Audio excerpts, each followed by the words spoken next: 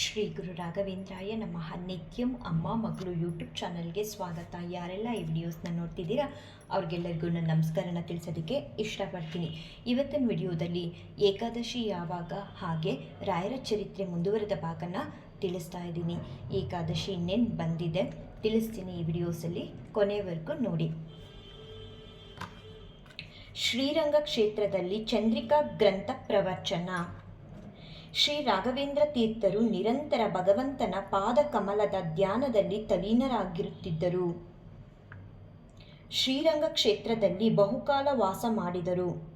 ಪ್ರಮಾಣ ಪದ್ಧತಿಯಿಂದ ಪ್ರಾರಂಭ ಮಾಡಿ ತಾತ್ಪರ್ಯ ಚಂದ್ರಿಕಾ ಗ್ರಂಥದ ತನಕ ಅನೇಕ ಗ್ರಂಥಗಳ ಪಾಠವನ್ನು ಬಹುಕಾಲ ಮಾಡಿದರು. ವ್ಯಾಸತೀರ್ಥರು ಶ್ರೀರಂಗ ಕ್ಷೇತ್ರದಲ್ಲಿ ಚಂದ್ರಿಕಾ ಗ್ರಂಥವನ್ನು ರಚನೆ ಮಾಡಿರುವ ಇತಿಹಾಸವಿದೆ. ಅದೇ ಕ್ಷೇತ್ರದಲ್ಲಿ ತಾವು ಕುಳಿತು ಬಹುಬಾರಿ ಚಂದ್ರಿಕಾ ಪಾಠವನ್ನು ಮಾಡಿದರು. ವಿವಿಧ ಕ್ಷೇತ್ರಗಳಲ್ಲಿ ದಿಗ್ವಿಜಯ. ಶ್ರೀರಂಗ ಕ್ಷೇತ್ರದಿಂದ ನಾಮಗಿರಿ ಕ್ಷೇತ್ರಕ್ಕೆ ಪ್ರಯಾಣ ಮಾಡಿದರು. ಅಲ್ಲಿರುವ ನರಸಿಂಹದೇವರ ಆರಾಧನೆಯನ್ನು ಮಾಡಿದರು. ಒಂದು ರಾತ್ರಿ ಅಲ್ಲಿಯೇ ವಾಸ ಮಾಡಿ ಮುಂದೆ ಬಾಣಾವರ ಗ್ರಾಮಕ್ಕೆ ತೆರಳಿದರು.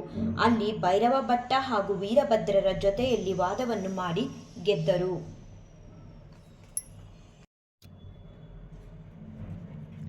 ಬಲ್ಲಪುರ ಎಂಬ ಗ್ರಾಮದಲ್ಲಿ ಭೈರವ ಭಟ್ಟ ಹಾಗೂ ವೀರಭದ್ರ ಎಂಬ ಪಂಡಿತರನ್ನು ಗುರುರಾಯರು ವಾದದಲ್ಲಿ ಸೋಲಿಸಿದರು.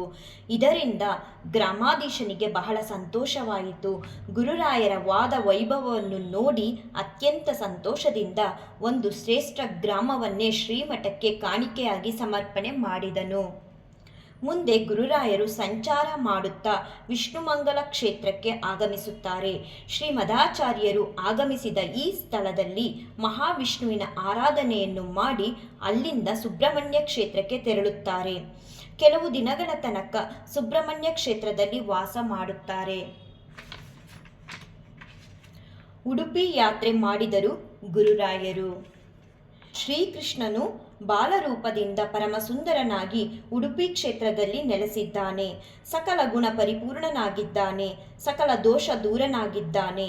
ಇಂತಹ ಬಾಲಕೃಷ್ಣನನ್ನು ಜಗದ್ಗುರುಗಳಾದ ಶ್ರೀಮನ್ ಮಧ್ವಾಚಾರ್ಯರು ಉಡುಪಿ ಕ್ಷೇತ್ರದಲ್ಲಿ ಪ್ರತಿಷ್ಠಾಪನೆ ಮಾಡಿದರು ಮತ್ತು ನಿರಂತರವಾಗಿ ಭಗವಂತನು ನೆಲೆಸಿರುವಂತೆ ಮಾಡಿದ್ದಾರೆ.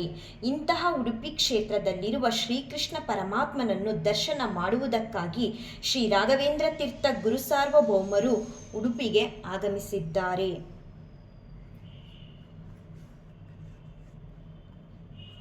ಉಡುಪಿ ಕ್ಷೇತ್ರದಲ್ಲಿ ಉಡುಪಿ ಕೃಷ್ಣನ ಆರಾಧನೆಯನ್ನು ಮಾಡುತ್ತಾ ಅನೇಕ ದಿವಸಗಳ ಕಾಲ ವಾಸ ಮಾಡಿದ್ದಾರೆ. ದಶಪೂರ್ಣ ಮಾಸ ಎಂಬ ಯಾಗದ ಫಲವನ್ನು ಪಡೆಯಬೇಕೆಂಬ ಸಾಧಕನು ಈ ಯಾಗವನ್ನು ಅನೇಕ ವರ್ಷಗಳ ಪುನಃ ಮಾಡುತ್ತಲೇ ಇರುತ್ತಾನೆ.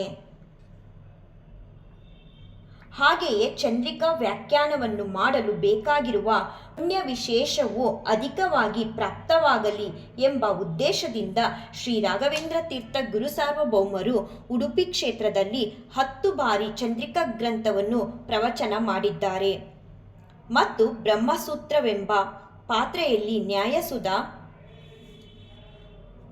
ಗ್ರಂಥದಲ್ಲಿರುವ ವಿಷಯವೆಂಬ ತುಪ್ಪವನ್ನು ಸುರಿದು ಬ್ರಹ್ಮಸೂತ್ರ ಭಾಷ್ಯವೆಂಬ ಬತ್ತಿಯ ತುದಿಯಲ್ಲಿ ತಂತ್ರದೀಪ ಗ್ರಂಥವೆಂಬ ದೀಪವನ್ನು ಬೆಳಗಿದರು.